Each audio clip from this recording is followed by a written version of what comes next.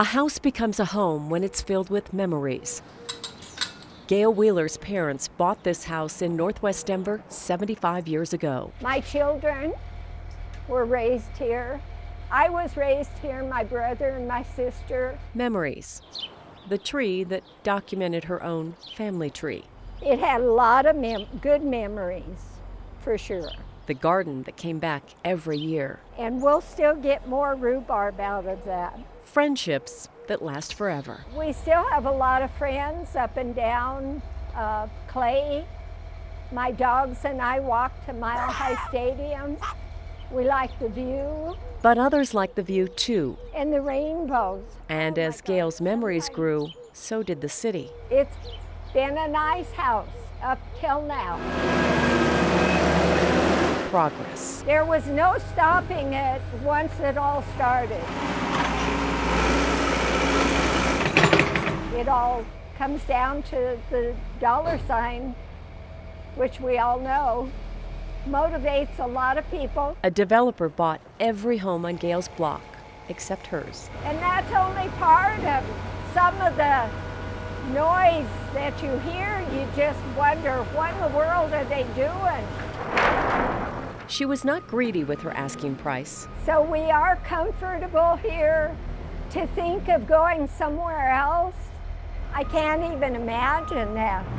But she wanted enough to move to a comparable home, and she and the developer couldn't agree on a price. My son said, if they ever tear this house down, my mom's going to be standing out in front crying, and I'm going to be next to her crying. So the kids love the house. They didn't want to see us leave. So the homeowner stayed in her home, and the developer developed around her. They start early. They can work late. 100,000 residents moved into the city of Denver over the past 10 years. 100,000 more are expected in the next. It doesn't feel like paradise when the workers show up. And where there's growth, there are growing pains. For Gail, that meant a punctured roof, Disturbed the wood structure, torn gutters, broke windows, cracked walls, a lot of cracks. a flooded basement. This foundation here was disturbed in the basement. Power outages, Yeah, backed up sewer lines, and they backed up on my husband. That didn't make him very happy in the middle of the day. and mud. The only thing they haven't done is hit the Excel gas line.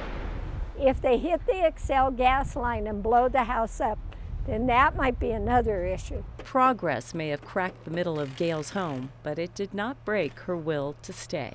We still don't want to go. We like it here.